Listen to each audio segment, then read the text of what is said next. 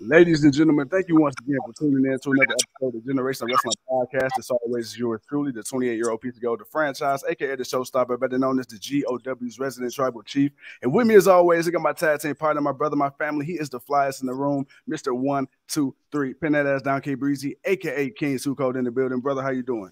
Man, I'm good, man. And as usual, such a special day, man. We got a special guest in our house, man. We've been waiting on this one. I'm excited, man. Let's not waste no more time. Let's get into it. All right, well, introducing our guest, she is a 5-time WWE Women's Champion, 1-time WWE Divas Champion, 4-time Knockout Women's Champion, future first ballot Hall of Famer, country music superstar, and current Impact Wrestling, that's right, wrestling knockout champion, hardcore country, Mickie James. Mickie, how you doing? I'm so good. What an intro. Thank you. Thank you. Welcome. So, we want to touch on many different things. I want to talk about your wrestling career, obviously. I also want to talk about your God TV that you guys have going on. I also want to talk about the music. We really want to get to know Mickie as a whole person, not just a wrestler. So with that being said, if you're good, we're good to go. Are you ready? Yeah, I'm good. So the first question I have for you is, as a kid growing up, what did you want to be? Did you know you always wanted to be a wrestler, or was wrestling something you just kind of found yourself falling into? A little bit of both. I would say, you know how you say when you're a kid, oh, I want to be this, I want to be that. I wanted to be a singer, I wanted to be a horse trainer, I wanted to be a wrestler, an actress, all of the things. Like I think I got really like theater and like the acting kind of world. I think that's what wrestling too for me was. It blended sports and acting and all these characters together for me, even though then I didn't realize. I thought they were like circus people that you just found. I didn't really know how you got into wrestling, but yeah, I think that then I thought I was going to be a horse trainer. I thought that's what I was going to do because I really loved it. I still really love it. I'm very passionate about horses, and that's what I rode from when I was like 4 years old, and then started competing when I was about 6 or 7, all the way up until about 16. And I still have tons of ribbons and stuff that we won. Like, and my grandmother, she bred and showed these Morgan horses, and it was so fun. It was so fun, and I loved it so much. And yeah, so I think that's what I thought I was going to do, and maybe I still am. I don't know. I want to say, there's nothing to stop you now. For sure. Too cold. So, who you weren't sure of it, but as you started to get that feel, what was it about wrestling? Who was it that when you saw them, they were like, oh my God, like this is what I want to do. This person, it was something about him, or was it just, what was it that got you into wrestling? Well, I watched wrestling with my dad. Like that's kind of the thing, that my fun thing with my sisters and my dad. And that's where I really fell in love with wrestling. I probably fell out of it as I more dove into my horses and studies in school. I would still watch it casually, but not as avidly. But I remember Macho Man was the first person, like the first character that I think that it really resonated with me, because he was so much larger than life and colorful and charismatic, but just ridiculous and over the top. And I thought he was so cool. I thought he was so cool. And Sensational Sherry. I thought these were people. I'm like, oh my God, like, who are these crazy people? And they're, it was fun. And then obviously I think the Attitude Era was really what brought me back, because I was out of high school. I had zero direction as to what I was going to do with my life. And I found wrestling all over again and was like, oh my God, I love this so much. And then a buddy of mine suggested the school, a wrestling school. Cause at the time I was like, I don't even know how you would become a wrestler or do any of that. And his buddy owned a wrestling school outside of DC. And I went up and I checked it out, and then the rest is history, So speaking of, when did you realize, when did it click that you could actually make a career out of it? Because, a lot of people, they start off, especially in the early beginnings, working, full-time 9 to 5, still trying to make the wrestling thing work. When did it click to you? Like, hey, you know what? I really have something with this. As I started to get better and, when I first went in, I was like, oh, as soon as I went in there, my goal immediately was to go to the top. I felt like that was the end goal. Like, you have to get that's achieving success in the industry. Now I've realized like you can make a very successful career and never make it to WWE or AEW or anything. You can still have a very, very successful career. But then that was from day one, that was the goal, to become women's champion. Right. And, you know, because I was still a wrestling fan. And so I'm going like, that's the end goal. Like I have to be women's champion in order to prove myself. And so the goal was always to get there, you know? Yeah. I don't know if that answered your question or. No, you did. It did. But and being a fan right now and seeing the rise, because, you know, for a while, for the last 20 years, up until recently, WWE was kind of the conglomerate, right? It was kind of that one thing. I mean, you had Impact, you know, for a while, and then you had ECW and WCW coming up. But WWE, once they started buying out everybody, you kind of started associating mainstream wrestling strictly with WWE, and then you kind of had like the others, right?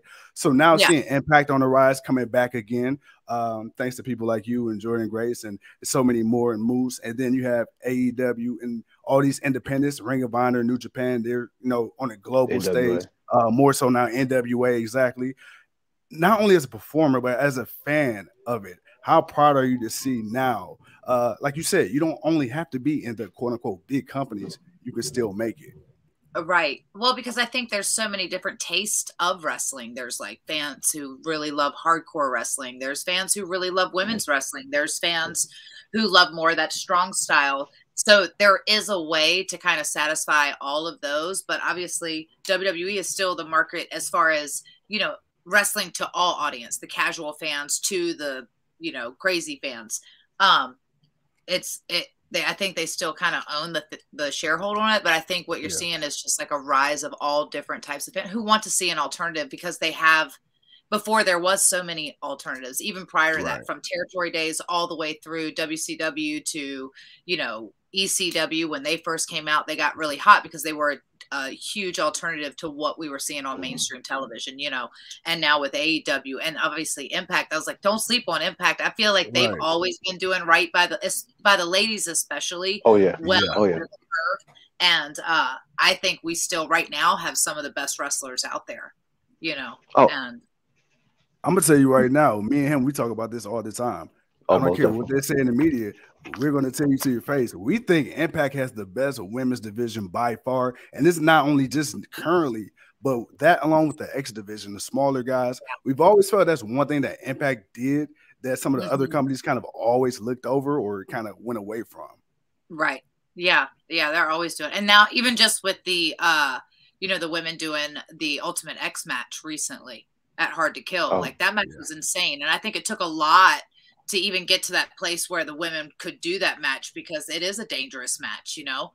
But they killed it, obviously. And speaking of Hard to Kill, we were there for the pay-per-view, and we watched that match, but we also watched you and Purrazzo go at it, and that was, I love both matches.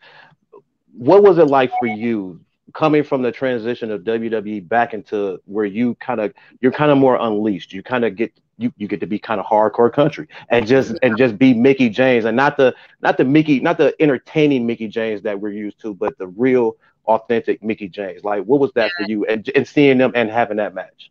Oh, it's so fun. Like, obviously I had to mentally prep for it, and then the recovery time after that was real. But Deonna, probably one of my toughest competitors ever of all time, honestly. And she's taken me to my limit every time I've been in the ring with her. And that match, I was really looking forward to it on a personal level and a professional level, to like really kind of show that I can still kick ass on that kind of, because, you know, I think people think, oh, legend Mickie James, and it's just all because I love to entertain, and I'm all about characters and entertaining promos and all that stuff.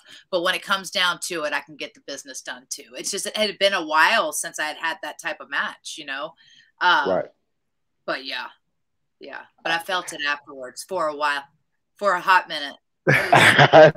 Well, it was definitely understood, because like I said, you guys, you ladies, you definitely brought the house down. It was a great way to end the show, and you know, we were standing up, we were in awe. Like, we were booing her, we were cheering for you, but and at the end of it, we were cheering for, you know, both of you guys, because you put on such a great match.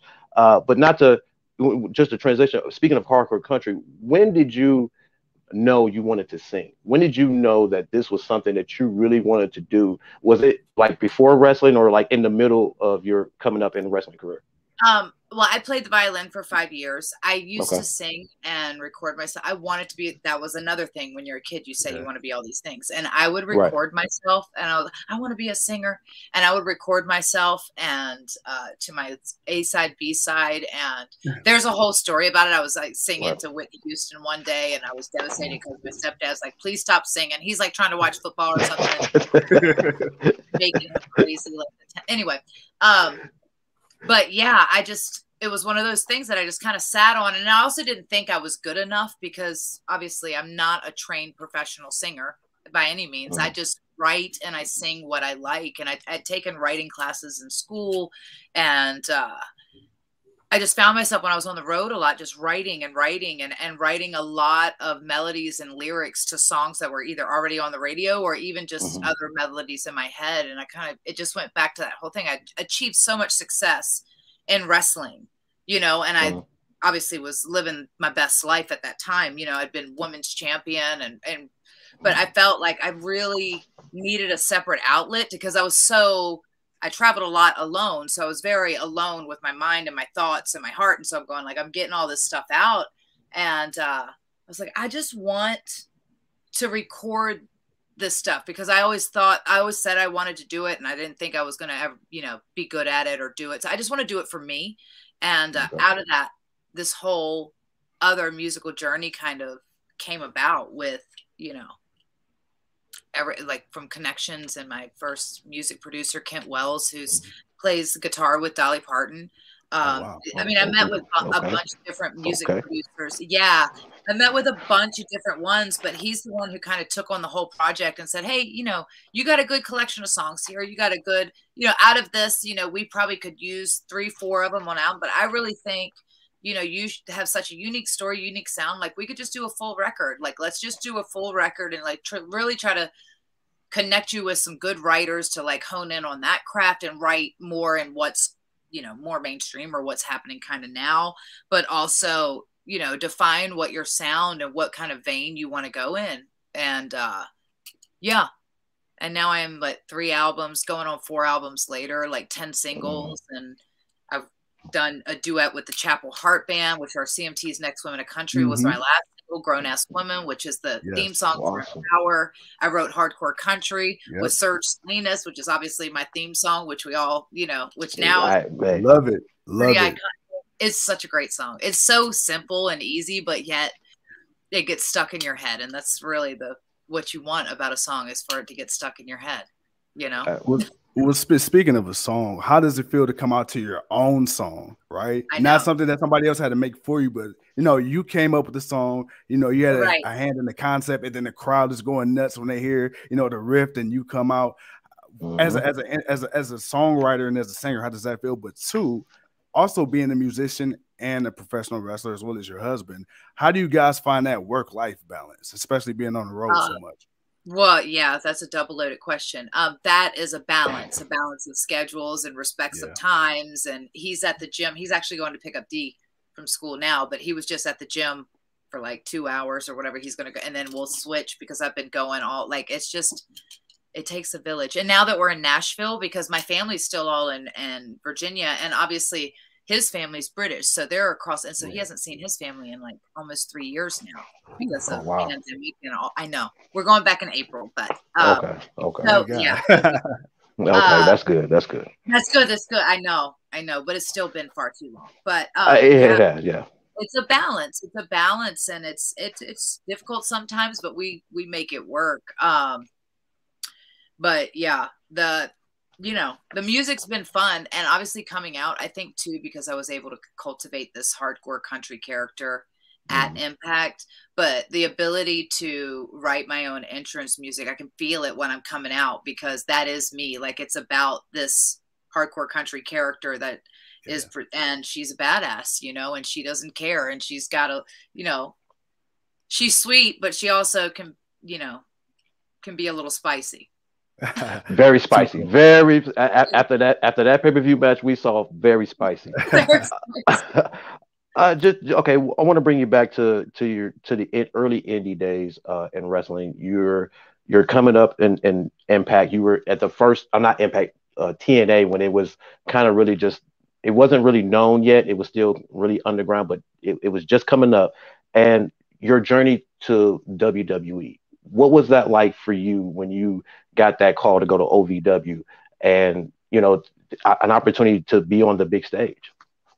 It was amazing. And I, obviously when I got that call, I was in between. I'd been at TNA at the time at the fairgrounds. I'd been there, pretty heavily involved in the storyline with Raven and as part of the gathering. And I was also at this crossroads because I had an opportunity to be able to go to Japan too. And so I was kind of torn, like what I was going to do, whether I was going to sign, because Impact was just getting at that place, or TNA getting at that place where they were going to start signing talent to longer deals and coming out of that month-to-month, the 3-month kind of deals to like a year-long kind of thing. And I knew, so once I knew I was going to be locked in there for a year, which I was happy and I was having a time of my life. So I've done the Clockwork Orange, House of Fun match. I've done some really cool things. Yes. I know. And I'm so grateful for that time. And even Jeff, I've talked to Jeff, and I remember when I told him that I was going to go to WWE, he even was happy for me. He's like, if you ever, I always got you. You ever want to come back? I got you. And I was like, okay, cool.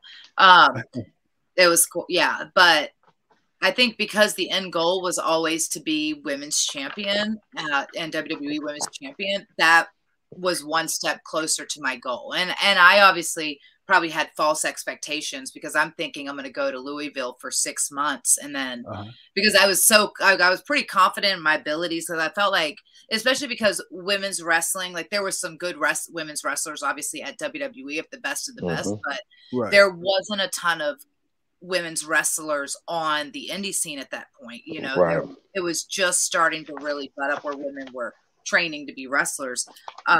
So I felt like the competition wasn't as thick as it is now.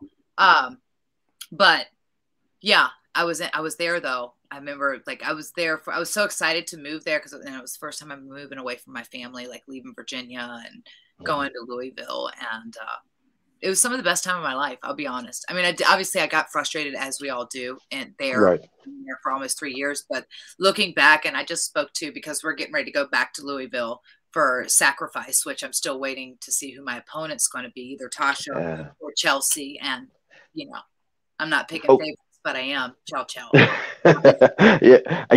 I saw you got your girl in your back. Well, I just feel like I've already beaten Tasha, so why do I need to beat her twice? But you don't. You damn sure don't.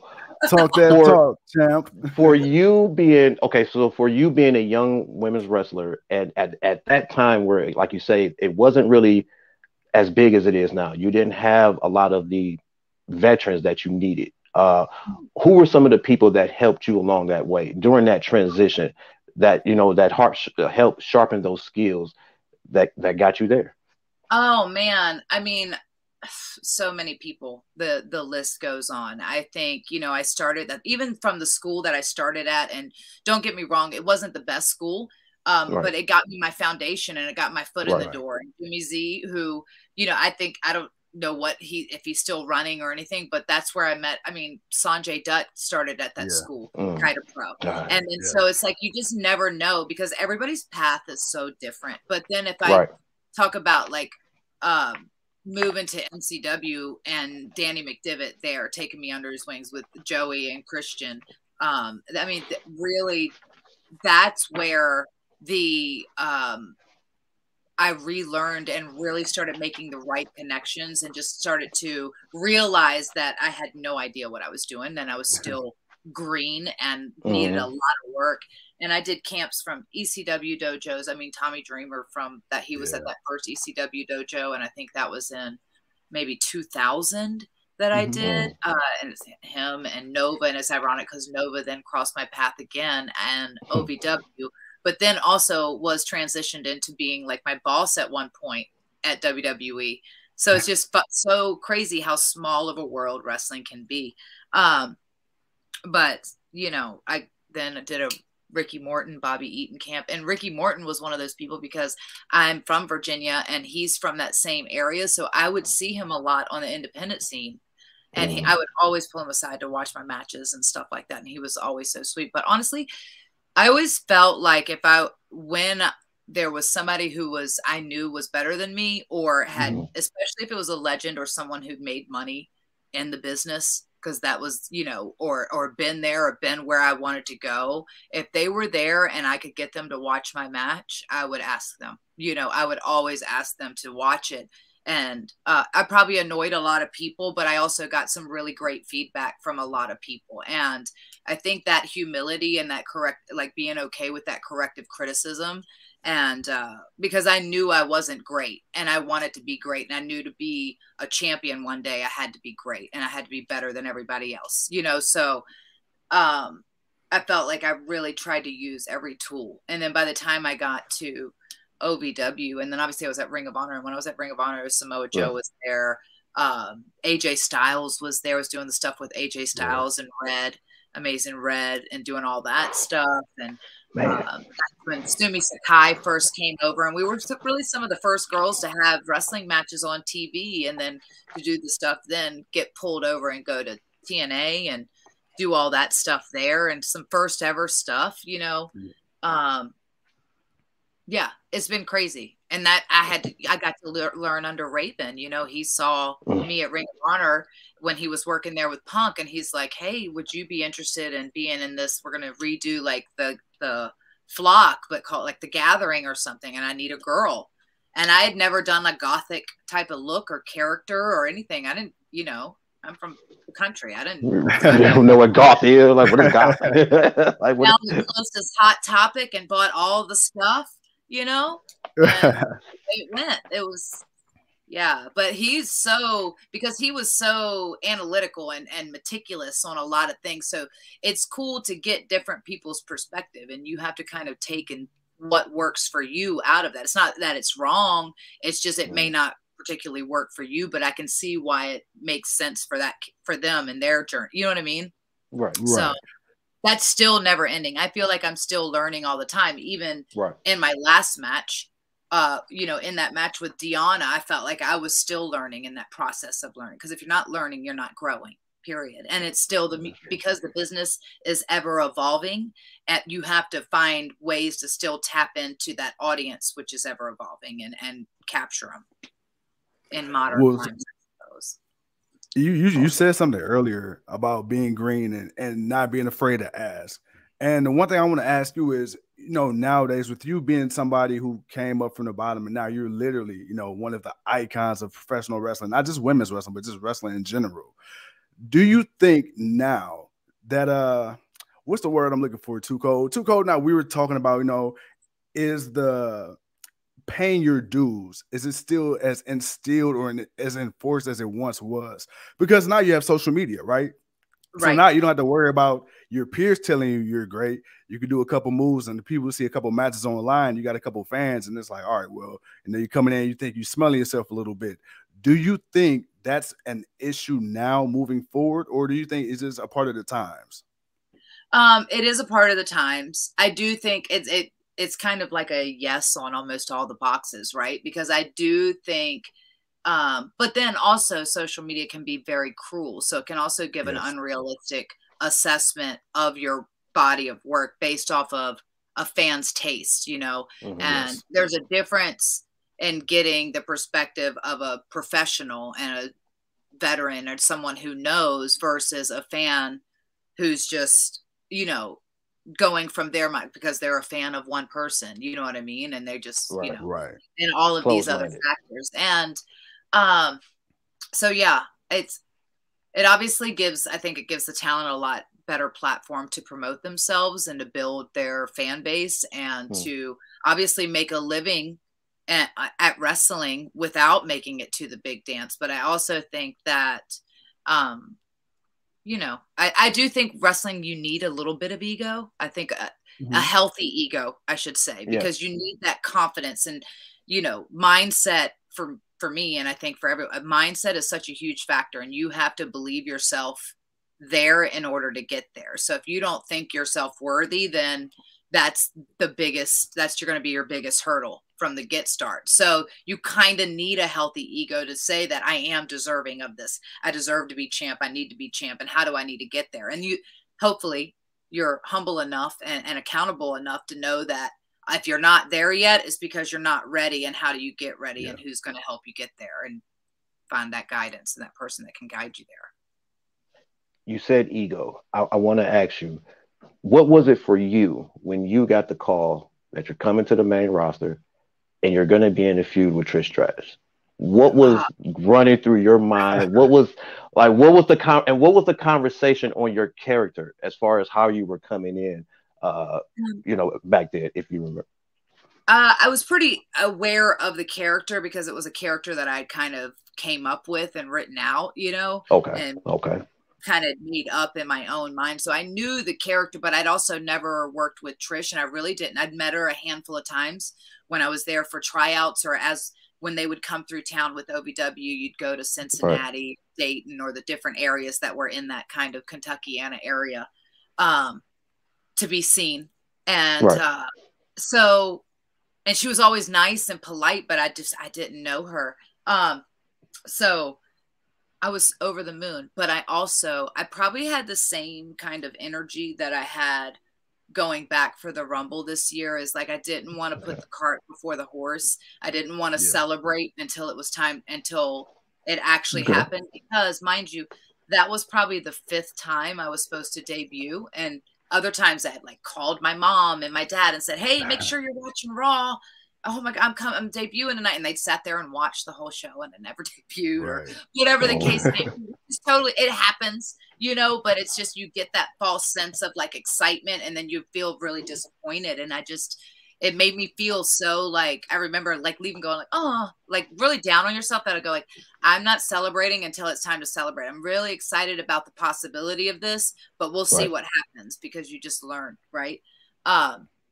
So I didn't have that immense excitement until after I came back through the curtain. Or you can kind of, especially my debut, because I'm on the ramp and then there's like, okay, then you react, but react as this character. But there isn't a genuine sense of true excitement in that character, because I am truly celebrating like, oh my God, it really happened this time. Like, this is it. It's live on television.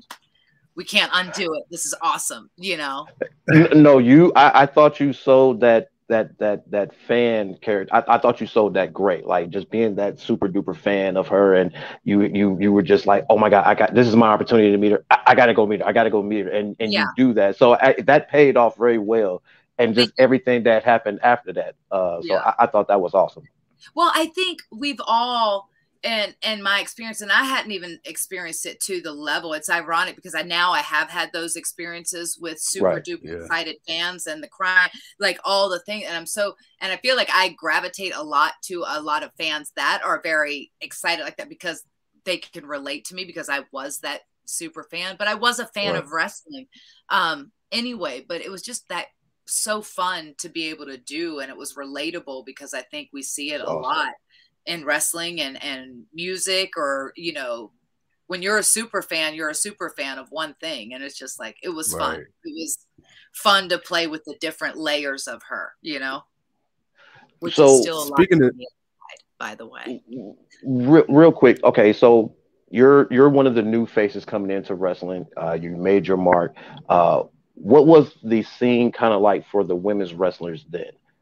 Someone that you being there, like, what was there at least that effort that we want to push you guys more, or was it still kind of we want to put you out there, but we still kind of keep you in this managerial kind of sideline role? No, because when I think about when I first came in, I mean, the competition was pretty stiff. You had Jacqueline, you had Molly Holly, Jazz, there was Victoria there, Molly Holly was there, Trish was there, Lita was there. It was the tail end. Ivory was still kind of there. And then there was the peppered end of, there was the Candice Michelle and the Tori Wilson and the Stacy Keibler. I don't think by the time I debuted she was gone. She wasn't there anymore, but I think she had left, certainly a strong female roster. I felt like it was, because I felt like, oh, the competition, because these are in my mind, these are the best women in the world. And I really looked at all of them. But wrestling, you know, again, less women were training to be wrestlers. So I felt like they really did have the best women's wrestlers in the world hired. It's kind of crazy to think now, because now there's so many women training to be wrestlers, and there are a million badasses out there. Oh, well, I want just like yourself. They're all coming for my championship, but they ain't getting it. No, not at all. See, I wasn't going to say anything. But is that the championship I see right there behind That is. you? I'm trying to make sure it's in the frame, but I keep getting switched up on which side it's on. There it is. No, we got it. We see it. I like it. Got to show it some love, you know. Oh, most definitely. There we go. Well, speaking of women's wrestling, because me and him, once again, this is something that we also debate. We feel like a lot of times the women's matches are some of the best matches on the card. And now you're starting to see more and more women's matches getting added to cards, main events, pay-per-views, things of that nature. But I want to kind of switch it up a little bit. You and your time with Billy Corgan and, you know, NWA and the whole Empowerrr pay-per-view event, how did that come about? And how did you become, you know, the one that kind of really spearheaded? You know, I think Billy, I love Billy to death. I've known him for 20 years. I met him back in the Asylum days, you know, when he was there way before at TNA.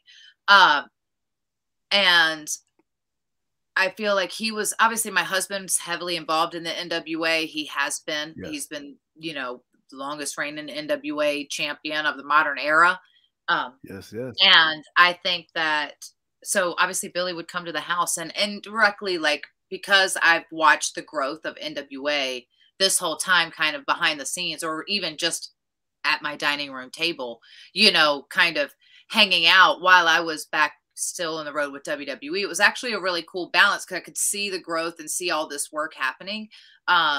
And I was having fun and having a great time at WWE. So it was kind of a cool best of both worlds for me. But I feel like also Billy knew a lot of my frustrations, in the sense of like me, I really wanted to do something or help to build or develop something within the company, even just an all-female kind of show, whether it was a Evolution 2 or like a spinoff or just like a series, because we've done like the Mae Young Classic and all these things that kind of fold into, you know, something that could be cool, that was specifically for the girls, and a place for the girls to kind of wrestle and shine, because there wasn't as much time on even all the brands between NXT, SmackDown, and, you know, Raw and all the things. So I think he saw that, and I just kind of went to him with it. Like, well, after I left WWE, and I was like, well, this is kind of, if there's anything, because I really didn't have like wrestling on my mind in that sense.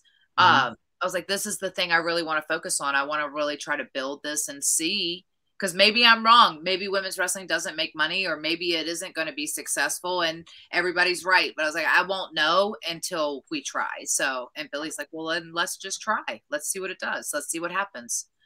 And he's like, and he pretty much, and it was beautiful because it partnered with NWA 73. And I think the whole nostalgia of it all, like being the first ever, and to open the night, you know, to open the weekend of the anniversary show, but to be back at the Park Plaza, where wrestling hadn't been in there in 30 some years, you know. And you know, you think about the first time I think a female ever even main evented a show, it was Mildred Burke back in like the 40s or something.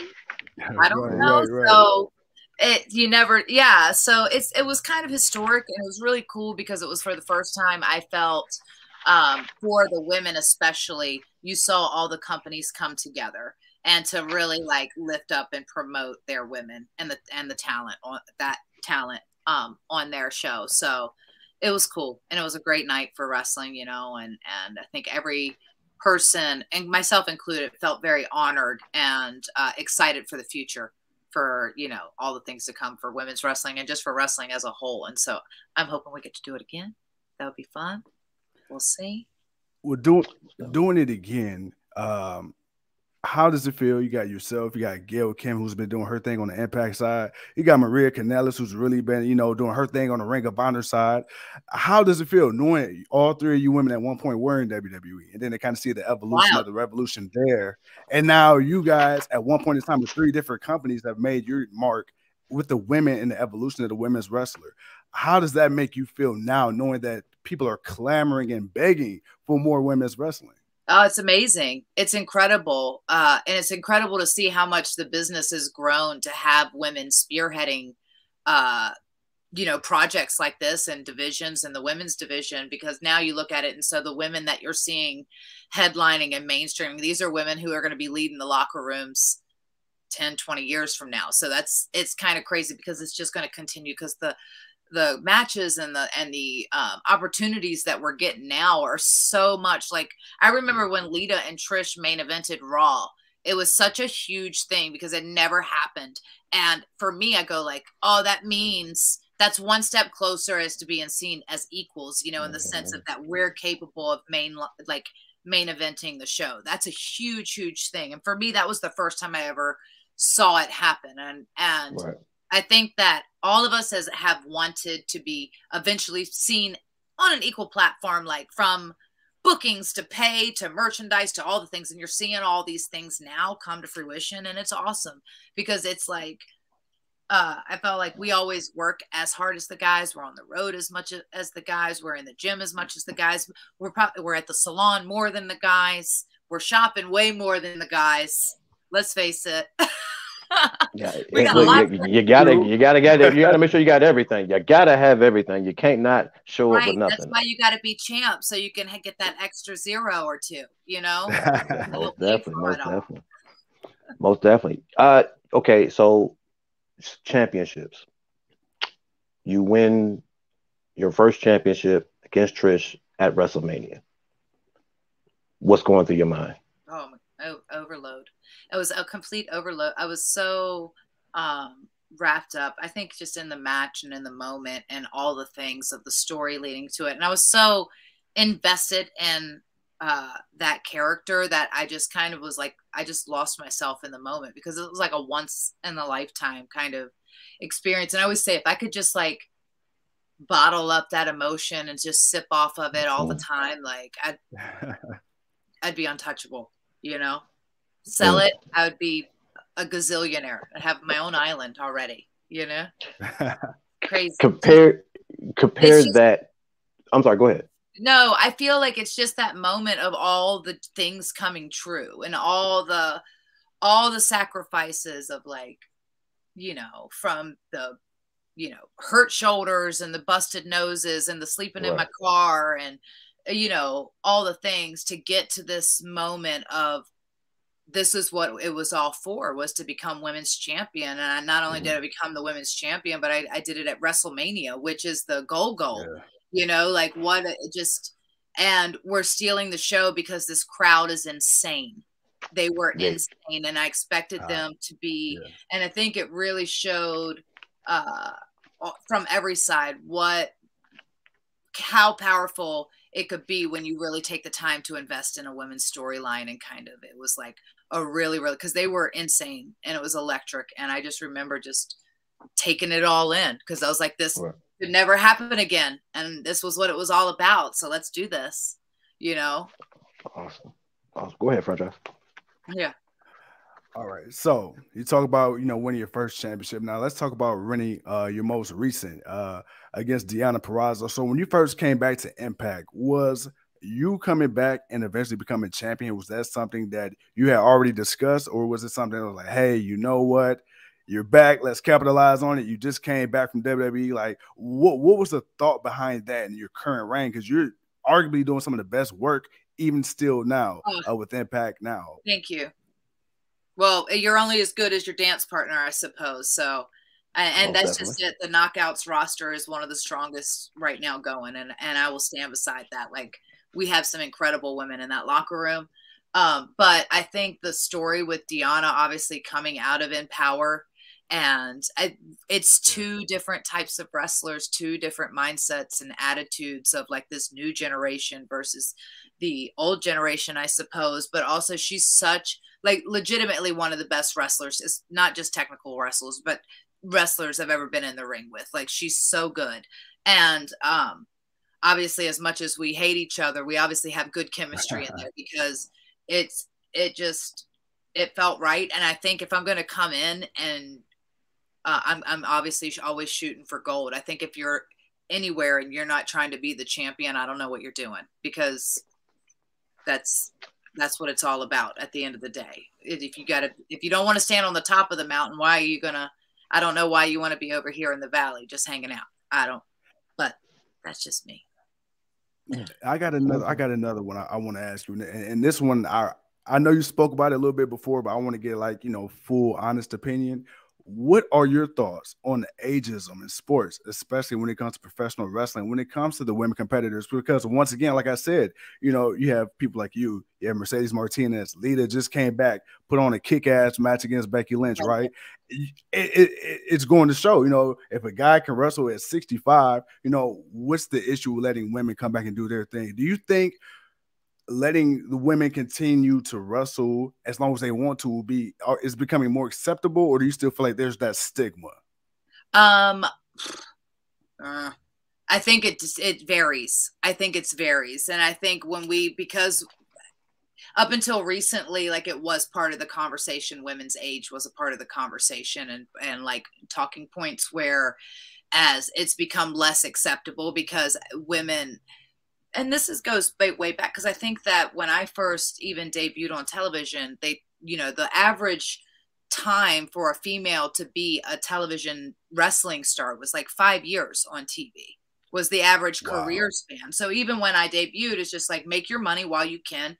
You're going to have about a 5-7 year run tops. And so make as much as you can. And then the women usually retire and go have babies or whatever. So it's only become, I think, a part of the culture where women will come back after having kids, or women would still be, it was a rarity a woman was still involved in the business after 30, 35, you know, because it was, they were moving on to a different part of their lives. And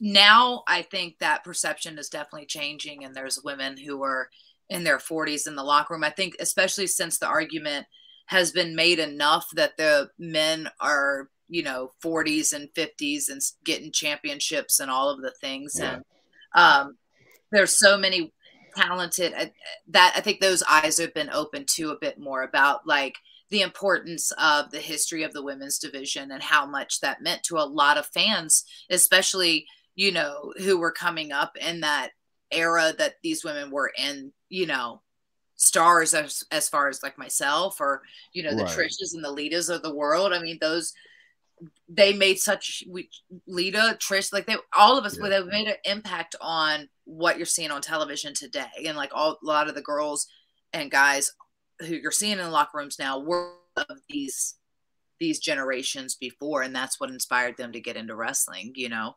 Absolutely. I think a lot more of that is opening up. And that's why you're seeing a lot more women be able to move into those power positions and stuff like that.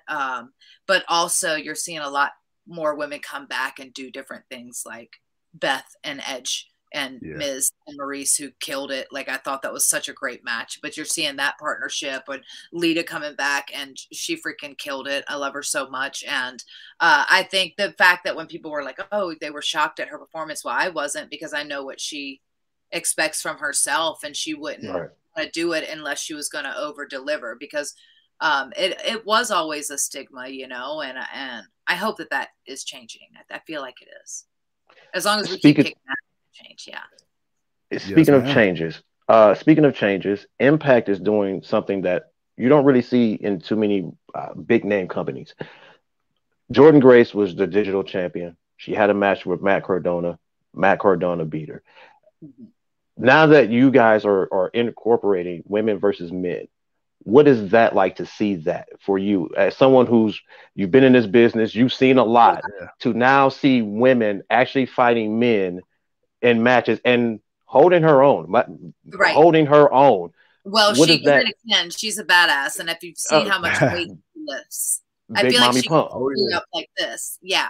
Right, Big Mommy Pump. So what is that? You know, what is that in your mind? Like, when you see that, what are you thinking? And if there was, or if there is now, is there somebody, a man, that you would have liked to get in the ring with if you felt you could? If that was something, I don't think you thought about it, but just to ask. No, I guess not. I haven't really thought about it. Maybe Shawn Michaels, just cause, you know. Okay. That's not a bad choice. That's such I have, you know, obviously it makes sense, Jordan, and that I think that I obviously have a different perspective because I'm a smaller woman too. So it's like hard to think about like, okay, it's just the right story of how you tell that story.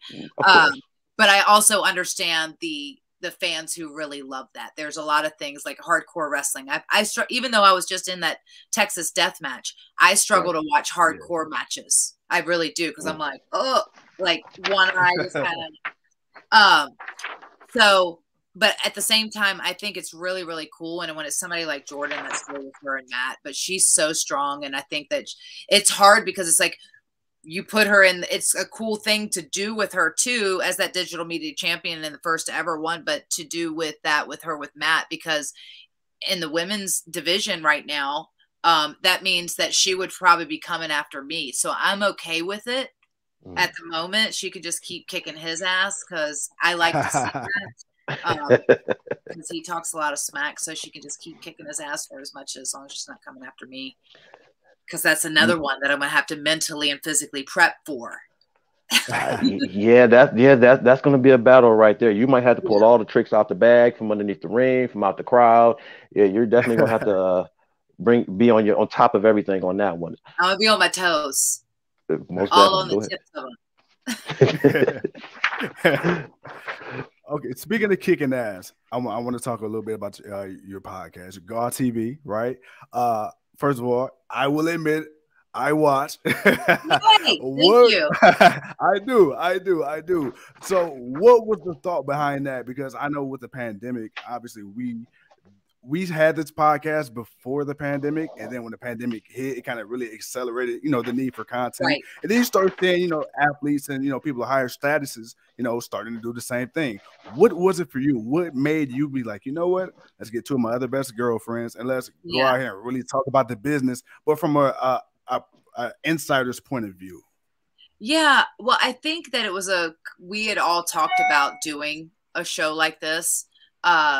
Anyway, and kind of separately, and we were bored. I was home injured, my ACL injury, so I literally could go to my rehab for my knee and do the to-dos, but I had a brace on my knee and I was in crutches for some of it, and we were just bored, and we're like, hey, let's just start it. I mean, what else? If it fails or if it doesn't do anything, well, we can just sit on it and start it again later or whatever. But why not? It'll be fun and just see if it does well. And it did. It does really good. Like everybody loves it. And it's so fun because I think it does, like you said, give a different perspective of the wrestling business. And it's not just wrestling. Obviously, we talk all kinds of. We just had Carol Baskin on, you know, from the Tiger King. Yeah. We have we've had Ginger Minj on from Drag Race, and musicians and actors, and Kato Kalins was on there. Like we've had all kinds of crazy people on there. But it's just fun. I think it's more of like when we're on the road and we travel, and then when we get to the city, just that decompressing hour of when we're just like chilling. Okay, we're settled in the hotel. It's, you know, midnight. Let's have a glass of wine and just decompress. It's that conversation. Wrestling's you, maybe in your PJs. I don't know when I do it. That sounds cool. Yeah. So for you, for where you're at now, and you know, wrestling and your music career, what's the next thing that Mickie James wants to do? What is that? Like I said, you dominated wrestling. You're doing your thing in music. You want to be a horse trainer. What else? What else is that next step that once you either stop wrestling? I can't see you stop doing music. You could do that forever. But you know, maybe when I'll always be a part of wrestling, I think forever in some capacity. But to be real, like I just want to be able to provide an awesome life for my son, to where he can grow up and be happy and successful, and you know, for him to be proud of me in a sense, but also to be, you know, to be able to give back to the business in some capacity. But honestly, I don't know what that looks like, because I love wrestling. I think I'm going to keep trying to do my part to contribute to it and to do something. I mean, I'm going to be champ forever. So there is that. And I don't know. I do got long-term goals. Like, obviously, I'm just kind of like, I got so much going on. Obviously, I want God to take off and keep being awesome. You know, I have a new single coming out soon. It's coming out in April. It's called Pissed. So I've been working on that whole album all through the pandemic, just songs that I've wrote. Oh, I like that name. I like that name. But I was going to ask you, when are you coming out with a new album or your next single? But that's awesome. Yeah. I like that name. Yeah. Well, I've just been dropping single after single after single because I go, like, nobody really downloads full albums. They don't. That's true. You know, that's true. That's true. So I'm like, well, if I do most and then put out collectively like a larger album with all these singles that are, because it's all stuff that I wrote. So, right. And then, yeah. And I wanted to do a vinyl record, but did you know that vinyl is like a year lead on it? So you need to have all. Yeah. Wow. I was blown away. Like almost a year. Yeah. I don't know. Pandemic. I don't know. Yeah, a lot has changed. The pandemic changed a lot. But I want to ask you that during the pandemic, we got to watch something that we never got to see before, and that was wrestling with no fans. I know. What was that like for you? Well, I guess fortunately, unfortunately, I was injured for the most part of it. Right.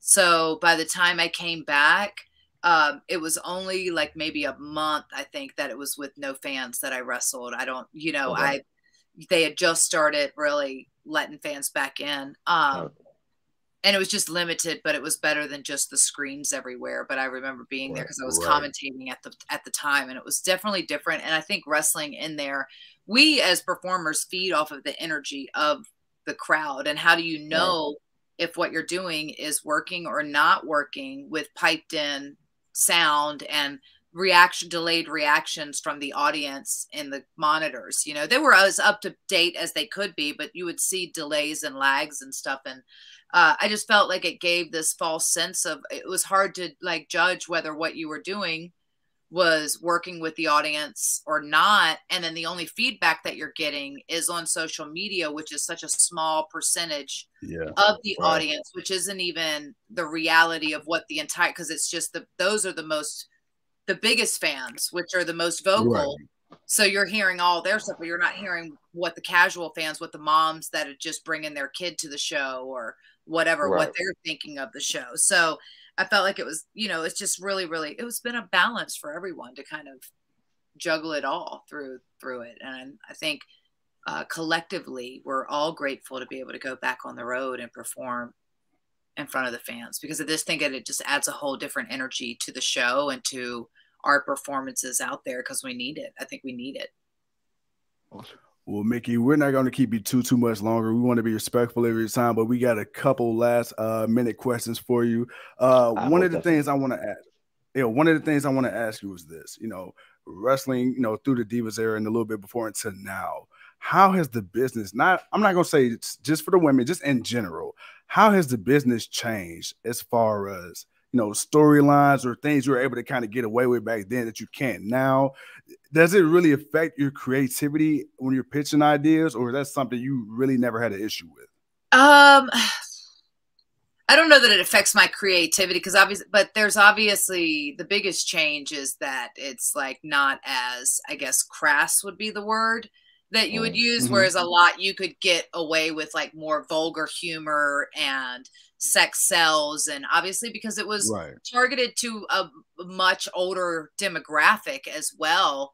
But now you can't, with sponsorships and all these things, you can't get away with a lot of the sex sells kind of thing. But I just think too that the audience, especially mainstream audience, has steered away from even really wanting to see that. They're like, if I want to see that, I'll go watch something else kind of thing. So I don't know.